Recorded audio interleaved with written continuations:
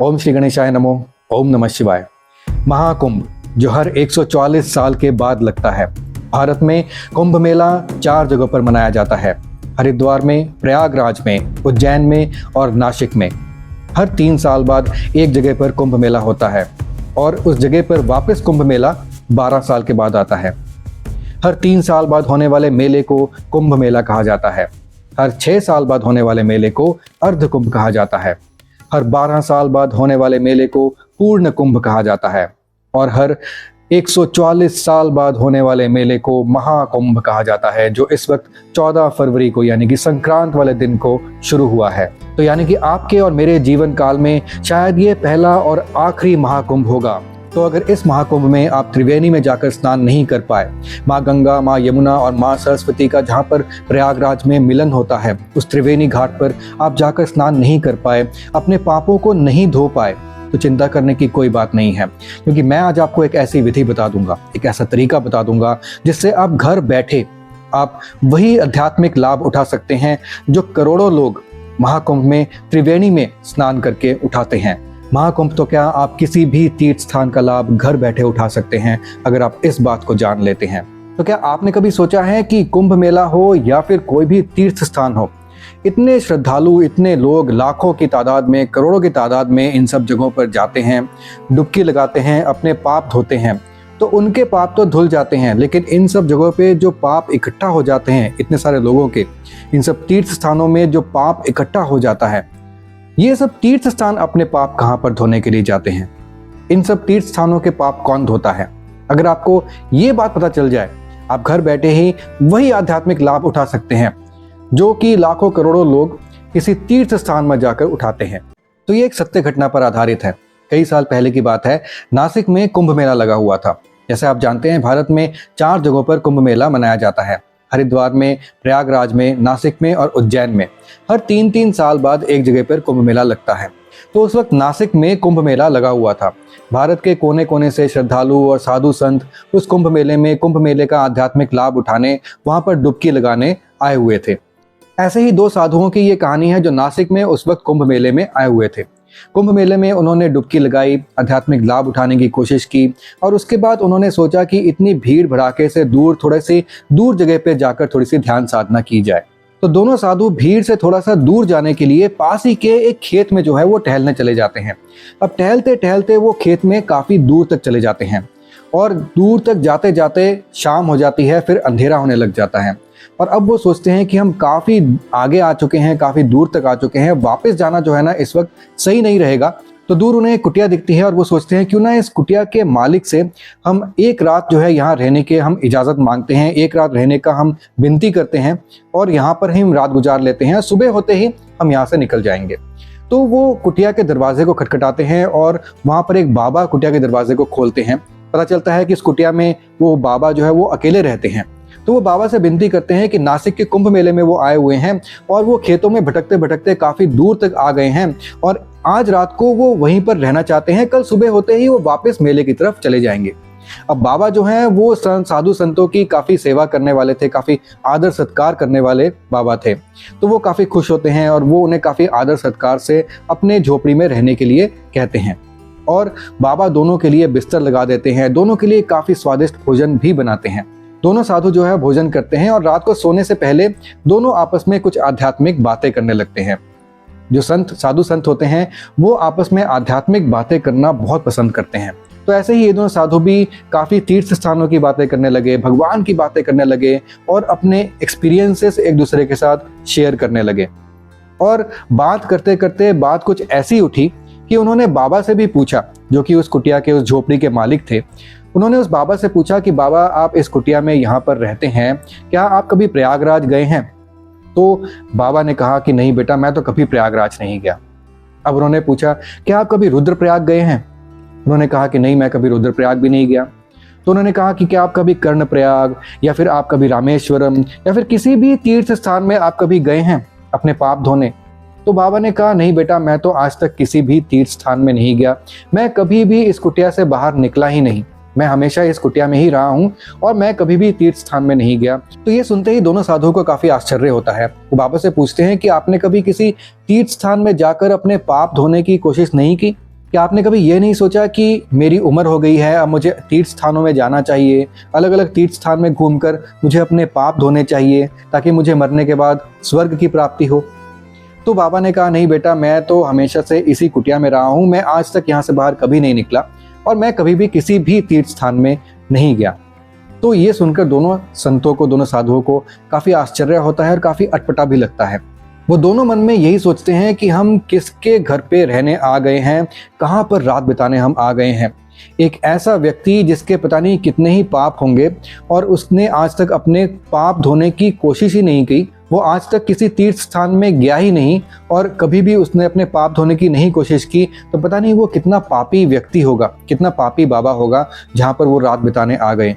ये सोचते सोचते दोनों साधुओं को नींद ही नहीं आ रही थी। रात बीतती जा रही थी लेकिन दोनों साधुओं को नींद ही नहीं आ रही थी। अब जैसे तैसे रात गहरी होती गई, लेकिन अचानक से इन दोनों साधुओं को थोड़ी सी झपकी लगी या फिर पता नहीं वो ध्यान में चले गए।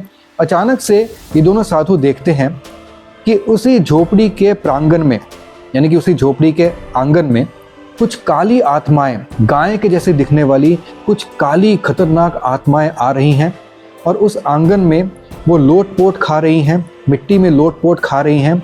और जैसे ही वो आंगन में लोट-पोट खाती हैं तो वो सफ़ेद हो जाती हैं और काफ़ी पवित्र हो जाती हैं और उसके बाद वो चली जाती हैं। ऐसे ही काफ़ी काली आत्माएं जो कि गाय के जैसे लग रही थीं, कभी वो नंदी जैसे लग रही थी, ऐसी काली अलग अलग आकार की आत्माएं उस बाबा के झोपड़ी के प्रांगण में, उस आंगन में आ रही थीं। वहाँ पर मिट्टी में लथपथ हो रही थी। वो आत्माएं जब वहाँ पर आ रही थी तो बहुत ही भयानक लग रही थी, बहुत ही नेगेटिव वाइब्स उनमें से आ रही थी। लेकिन जैसे ही वो उस प्रांगण के मिट्टी में लोट-पोट खा रही थी, उसके बाद वो अचानक से सफ़ेद हो जाती थी और उनमें से इतनी पॉजिटिव वाइब्स आने लग जाती थी। ऐसा लग रहा था जैसे उस प्रांगण में आकर ये सभी काली आत्माएं वहाँ पर लोट-पोट खाती हुई श्वेत बन रही थी और अपने सभी पाप वहाँ पर धो रही थी और बिल्कुल पवित्र बन रही थी। अब ये जो चीज़ है काफ़ी टाइम से चल रही थी और दोनों साधु उस चीज़ को देख रहे थे। अब उनमें से एक साधु ध्यान में से उठता है और दूसरे साधु के पास जाता है और वो उससे पूछता है कि क्या उसने भी वही चीज़ देखी। दोनों आपस में जब बातें करते हैं पता चलता है कि दोनों ने सेम वही चीज़ होते हुए काफ़ी टाइम से दोनों देख रहे थे। तो जब दोनों एक ही चीज़ को देख रहे हैं, इसका मतलब ये चीज़ झूठ नहीं थी, ना ही कोई छलावा था और ना ही ये कोई कल्पना थी। ये एक सत्य घटना है जो दोनों के सामने हो रही थी, क्योंकि ये दोनों को ध्यान की अवस्था में दोनों को एक ही टाइम पे एक ही चीज़ दिख रही थी। अब दोनों थे तो साधु और दोनों ही साधुओं ने एक ऊंचाई प्राप्त की हुई थी। इतने सारे तीर्थ स्थानों में जाकर उन्होंने अपने पाप धोए थे, एक आध्यात्मिक ऊंचाई दोनों ने पाई हुई थी। तो दोनों ने सोचा क्यों ना हम इन आत्माओं से पूछें कि ये कौन है। तो जैसे ही सुबह होने के वक्त आता है, करीब 3 साढ़े 3 बजे, वो दोनों साधु जो है उसी प्रांगण में जाकर बैठ जाते हैं। तो थोड़ी देर बाद जो है वहाँ पर फिर से यही काली आत्माएं, यही गाय के आकार में या फिर नंदी के आकार में ये काली आत्माएं जो है वहाँ पर आने लग जाती हैं। तो वहीं पर जब ये काली आत्माएं आ रही थी, वहाँ पर लोट-पोट खा रही थी और उसके बाद वो सफ़ेद हो रही थी और लोट-पोट खाने के बाद वो पवित्र हो रही थी। तो संतों ने, साधुओं ने उनसे पूछने की हिम्मत की और उनसे पूछा कि आप कौन हैं, आप कहाँ से आए हैं और ये सब यहाँ पर क्या चल रहा है। हम काफ़ी देर से देख रहे हैं ये जो पूरी प्रक्रिया है यहाँ पर हो रही है, हमें लेकिन समझ में नहीं आ रहा कि यहाँ पर हो क्या रहा है। क्या आप लोग हमें समझा सकते हैं कि आप लोग कौन हैं?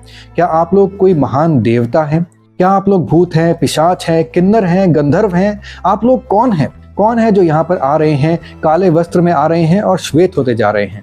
तो तभी वहाँ पर एक काली आत्मा ने, जो कि वहाँ पर लोट-पोट खाकर अब सफ़ेद हो चुकी थी, उसने वहाँ पर कहा कि मैं प्रयागराज हूँ। तभी और भी आत्माएं वहाँ पर आई। किसी ने कहा कि मैं रुद्रप्रयाग हूँ, किसी ने कहा कि मैं कर्णप्रयाग हूँ और किसी ने कहा कि मैं रामेश्वरम हूँ।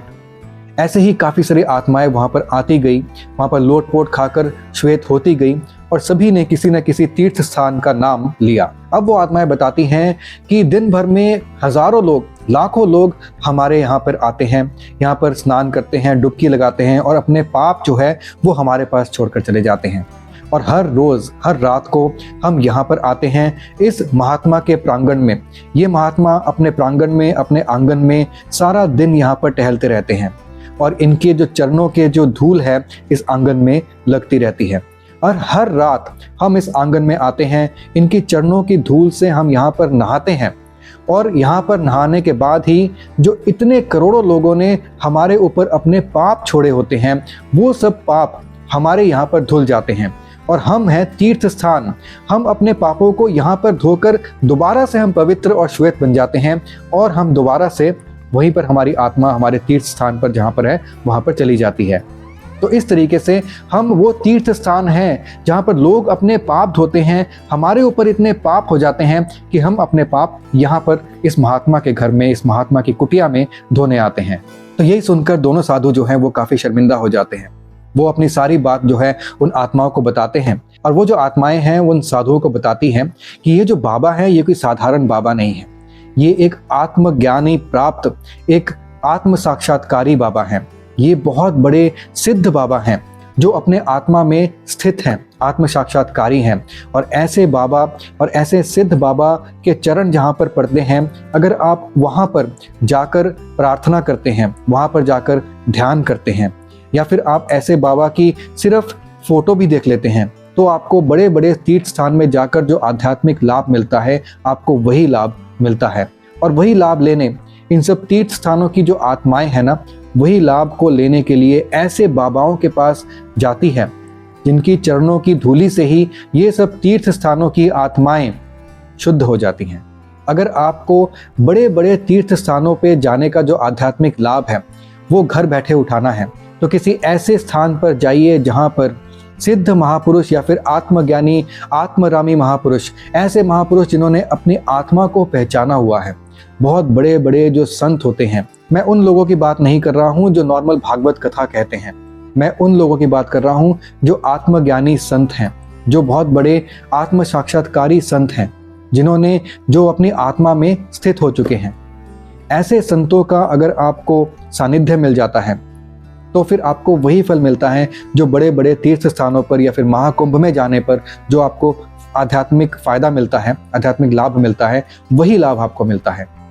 तो आपको करना क्या है, अगर आपके घर के पास कोई बहुत बड़े साधु संत हैं, अब ऐसे भारत में बहुत सारे साधु संत नहीं हैं जो बहुत ज़्यादा सिद्ध पुरुष हैं या फिर जो पब्लिक में सबके सामने हैं, बहुत ज़्यादा सिद्ध पुरुष हैं, ऐसे काफ़ी कम संत हैं। लेकिन ऐसे संत अगर आप जानते हैं तो अच्छी बात है, और अगर नहीं जानते हैं तो आप कोई भी संत जो इस वक्त जीवित हैं या फिर जो अपना जो शरीर है वो त्याग चुके हैं, जैसे कि स्वामी योगानंद या फिर रामकृष्ण परमहंस देव या फिर विवेकानंद या फिर किसी भी बड़े संत की फोटो आप अपने सामने रखकर आप ध्यान कीजिए, उनके सामने प्रार्थना कीजिए, आप मेडिटेशन कीजिए। और अगर आप 10 से 15 मिनट अपने माइंड को कंसंट्रेट करते हैं, ध्यान लगाते हैं ऐसे महापुरुष की फोटो के सामने, तो सच बता रहा हूँ आपको वही आध्यात्मिक लाभ मिलता है, वही मन की शांति मिलती है और आपके पाप धुलते हैं, जैसे आपको प्रयागराज में जाकर या फिर किसी भी तीर्थ स्थान में जाकर आपको वहाँ पर डुबकी लगाकर मिलता है।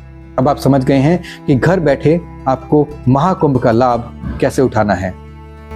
ओम नमः शिवाय।